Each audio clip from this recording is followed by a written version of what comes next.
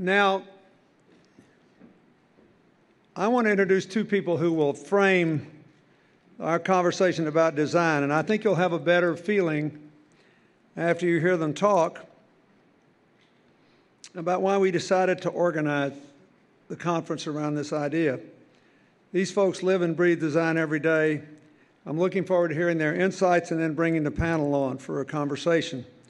So first, I'd like to call to the stage Tim Brown, the Chief Executive Officer of IDEO, and Linda Tischler, Senior Editor of Fast Company, to tell us what we are about to get ourselves into.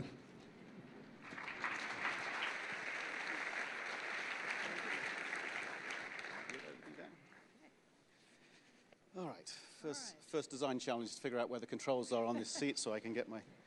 There we go. Yeah, there we go. Perfect. Well designed. Well designed chair. I think these are the Knoll generation chairs, which are fabulous chairs. Thank you, Mr. President. Mike. All right. They told me this would be all set. Tim and I are really excited to be chosen to be kicking off the 2012 meeting of this amazing organization.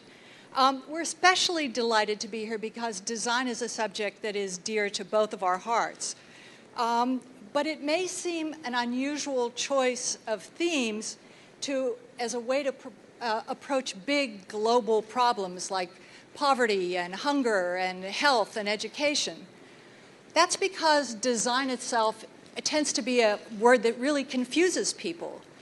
When most people think about design, they think about fashion or cars or iPhones or great chairs like this.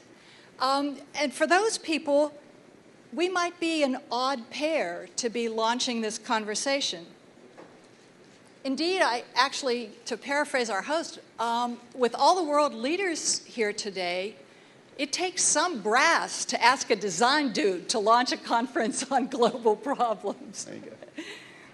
Tim, I'd like to turn to you to tell us why this isn't such a wacky idea to have a couple of design people kicking this off. It may yet turn out to be a wacky idea, but we'll do our best. Design at its essence is really about being intentional. If you think about it, there isn't a single thing in the man-made world that wasn't designed. Now, much of it was designed unintentionally. It was it accidentally happened. The things that generally work well are the things where some thought has been given to how that would be, whether it's a system of governance, whether it's a product, a service, the way an organization works. Design is about being intentional about how you want the outcome to be. Now, it's tempting to think that means sitting back and pondering and thinking and speculating. But that's not what it's about. And I think part of the spirit, I hope, of this meeting will be about one of the kind of core principles of design, which is to dive right in and start doing stuff. And what I love about CGI and the commitments that it garners from so many organizations around the world is that idea is about getting on and doing stuff. And that's what design's about also. Well, Tim, everything is designed, this cup, this chair, but not everything is designed for impact.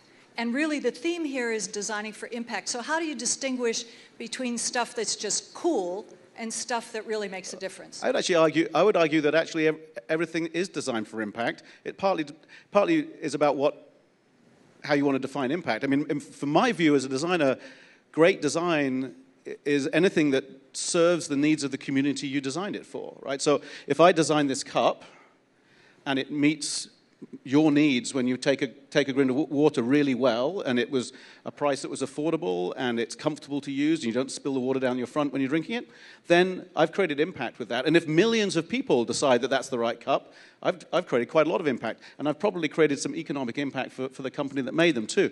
Well, you can certainly say iPhones have. Well, certainly iPhones have.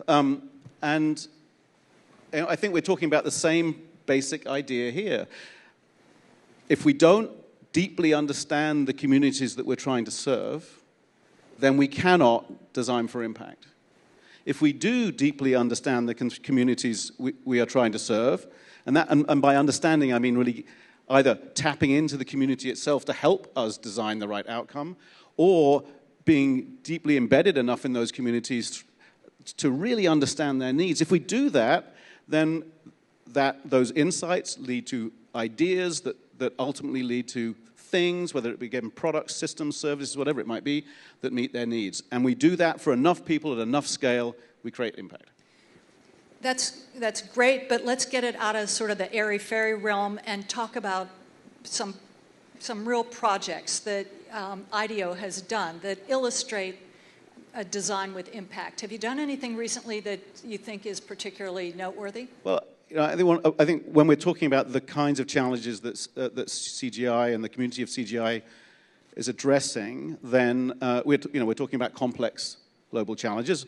I mean, we've been working for the last couple of years in Ghana, for instance, through our nonprofit arm, IDEO.org, to work with an NGO with a wonderful name called WASUP, Water and Sanitation for the Urban Poor. I think it's a wonderful name. Great piece of branding. We'll come back to brands in a minute, perhaps. And Unilever and ourselves, looking at low-cost sanitation. And it's a topic that's getting a lot of traction at the moment. A lot of people interested in low-cost sanitation. And there the challenge was partly to design a really low-cost, effective toilet. This is particularly for urban populations who are going to rent toilets because of the accommodations they live in mean that the landlords won't let them install toilets or they can't afford the infrastructure. So these are rented toilets. But it's not just enough to design the toilet itself. What was really key was to design a whole business system around those toilets. So a series of micro-entrepreneurial businesses that would collect the refuse, go take that refuse somewhere where it gets processed, creates energy, all kinds of other things. And so it's that whole system that was the design challenge, and only possible with the collaboration of people who really know the needs of the users in this case, and an organization like Unilever that knows how to scale things. Because ultimately, this idea isn't going to be impactful if we're serving a few hundred families. We have to serve hundreds of thousands. So we're in pilot right now with 1,000 families in Ghana with the new system. I love the idea of talking about how a multinational can help. If anybody understands scale, it's global corporations. But let's talk a little bit about why Unilever would bother with something like this. I mean, typically, a company goes into a place and thinks of it as a market. What can I sell?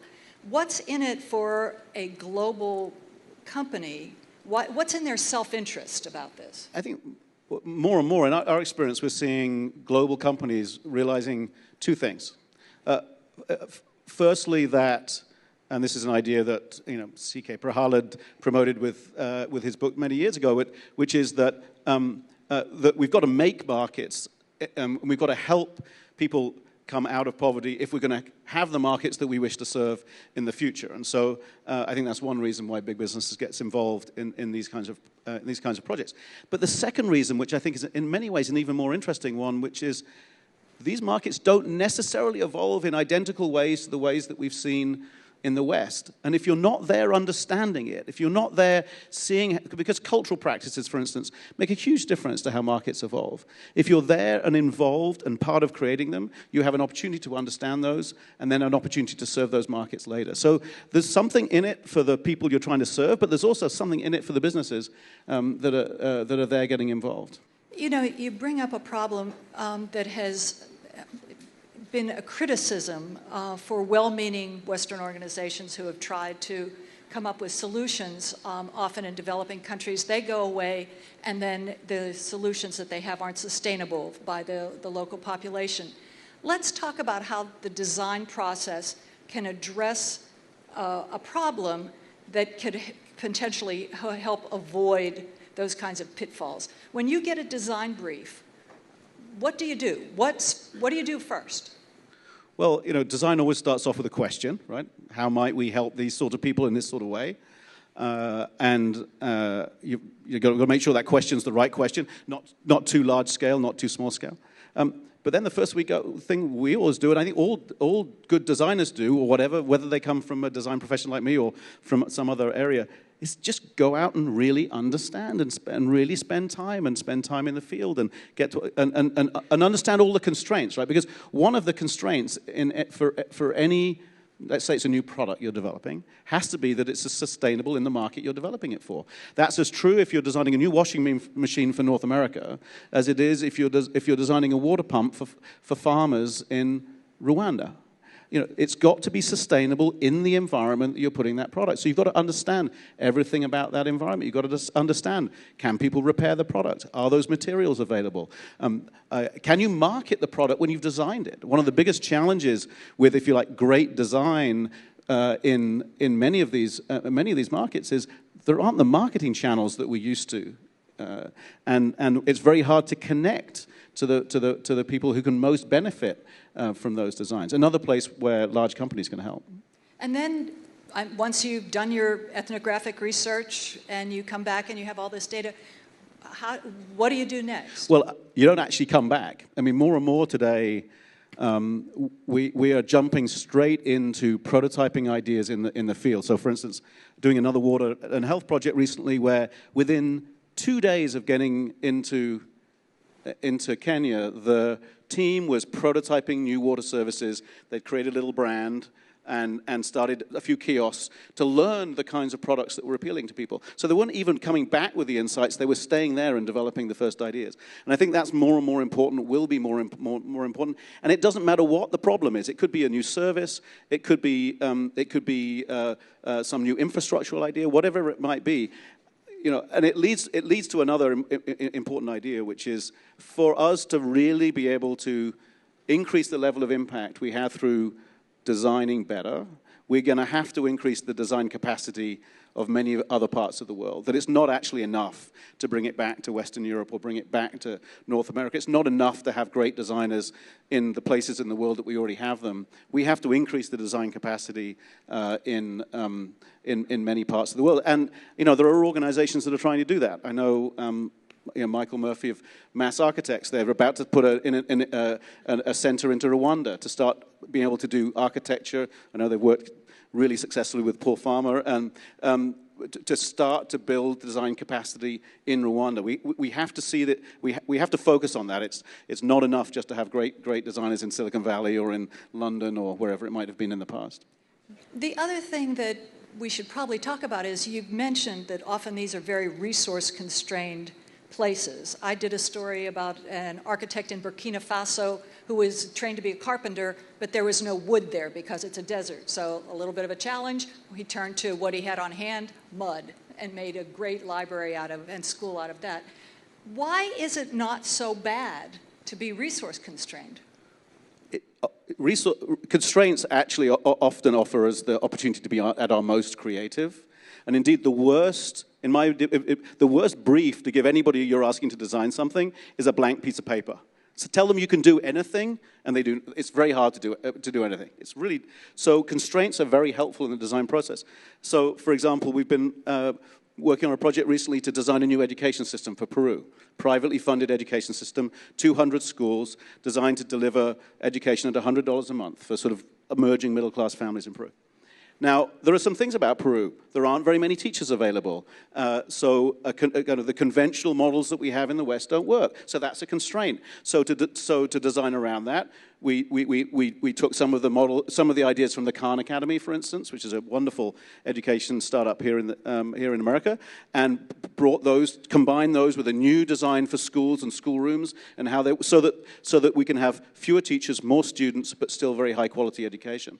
So a constraint turns out to create an opportunity for some innovation. And can Western societies learn from what you've learned in these more resource constraints? Yeah, I mean, I think this idea of, some people have called it reverse innovation. I don't think of that at all. I think it's sort of learning from the edge, if you like, that we're seeing examples of incredible healthcare innovation that's happening in Africa and India where the models, or in some cases the technologies, might be applicable in the West. I mean, I'm still a great lover. I've written about them a lot. A lot of other people have written about the Aravind Eye Institute in India, which brought the cost of of replacement lenses down for cataract surgery down from $200 a pair down to $4 a pair.